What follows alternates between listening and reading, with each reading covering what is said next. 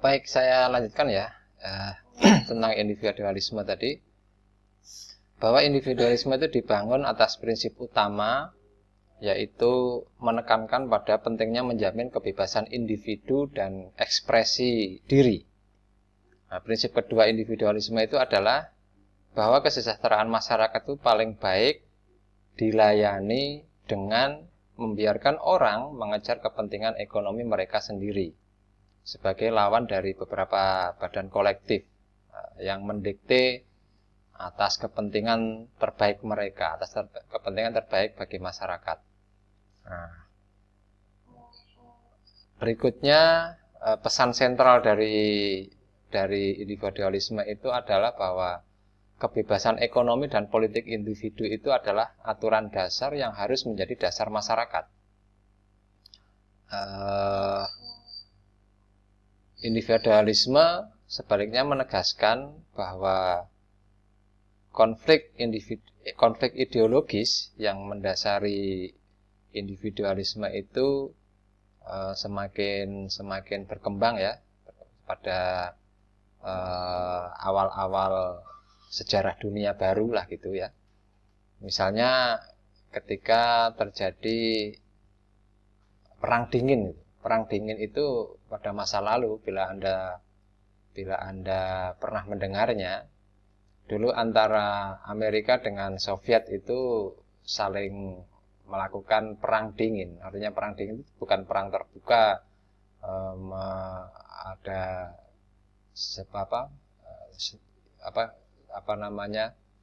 antara perang beneran itu enggak, tapi mereka diam-diam lah katakan ini, sehingga disebut dengan perang dingin. Sebenarnya antara Amerika dengan Rusia itu perang ideologi individualisme yang dipegang teguh oleh Amerika Serikat dan ideologi sosialisme yang diterapkan oleh Soviet waktu itu. Nah, ini artinya Rusia sendiri sudah mulai berubah haluan politiknya ya, meskipun sudah tidak berhaluan sosialis yang kental begitu, itu sudah mulai mengarah kepada demokratis. Pada tahun 2005 ya, hingga 2005 demokrasi ini semakin berkembang di seluruh dunia. Ini dampak dari paham individualisme tadi itu. Nah, jadi semakin berkembang. Negara-negara Amerika Latin yang dulunya berpaham sosialis lah gitu, itu seperti Bolivia ya, Venezuela, Paraguay, itu lebih condong sekarang ke arah individualistis gitu ya, individualisme gitu. Meskipun sebenarnya paham individualisme ini sebenarnya juga ini bukan paham yang terbaik lah, katakan dua-duanya bukan paham yang terbaik. Individualisme sendiri juga terdapat kelemahan, terbukti 2008-2009 itu ada ketika ada krisis global ya, itu adalah sebenarnya dampak dari paham individualisme tadi itu. Nah, ini menjadi orang berpikir ulang, sebagian besar itu berpikir ulang untuk mengevaluasi kembali paham-paham yang mereka gunakan itu. Baik, berikutnya ya, individualisme dan sosialisme tadi. Kemudian kalau individualisme itu cenderung ke demokrasi ya, kemudian kalau yang sosialisme tadi cenderung kepada totalitarianisme. Nah, meskipun dua dimensi politik yang berbeda, kalau demokrasi itu cenderung kepada sistem politik bahwa pemerintahan itu dilakukan oleh rakyat, dipilih oleh rakyat melalui perwakilan mereka yang dipilih. Tapi kalau totalitarianisme itu satu bentuk pemerintahan di mana satu orang atau satu partai politik menjalankan kendali mutlak atas semua bidang kehidupan manusia dalam satu negara, dan bahkan melarang partai politik lawan. Partai oposisi itu tidak boleh ada gitu. Itu kalau totalitarianisme. Nah, berkembang berikutnya ada demokrasi yang totaliter. Nah, itu gabungan antara individualisme dan kolektivisme tadi itu. Demokrasi dan demokrasi dengan individualisme, ya. Jadi demokrasi dengan individualismenya itu berjalan seiring dengan kolektivisme dan totalitarianisme versi komunis. Namun tetap beberapa negara di seluruh dunia ini juga ada yang pada area yang grey area, yang abu-abu, yang di tengah-tengah di antaranya.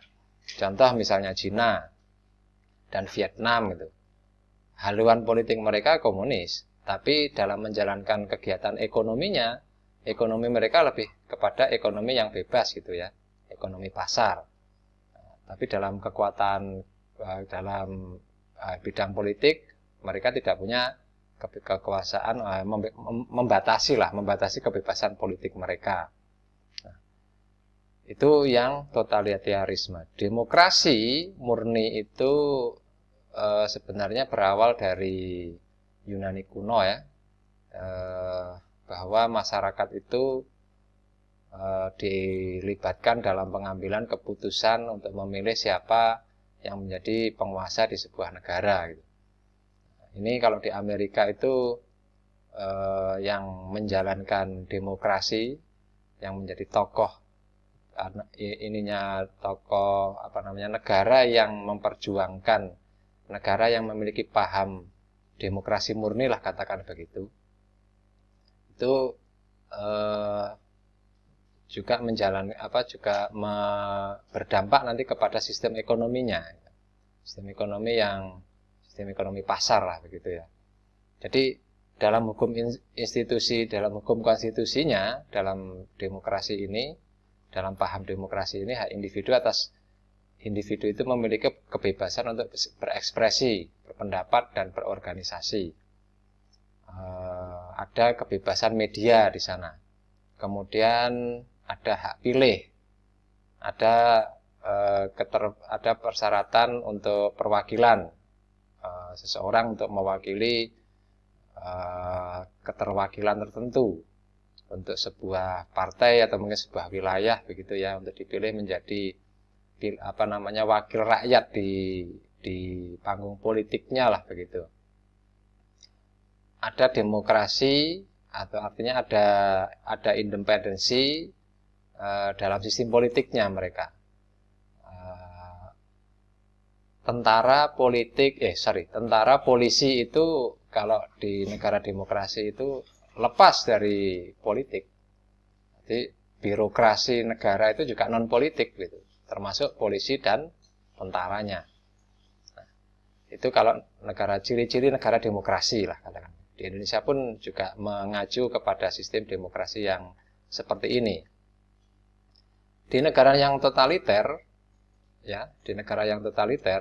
hak individu itu atas kebebasan berekspresi, berorganisasi, bahkan media yang bebas itu tidak diberikan. Bahkan pemilihan umum itu tidak diberikan kepada warga negara. Di sebagian besar negara yang totaliter itu lebih banyak represi politik.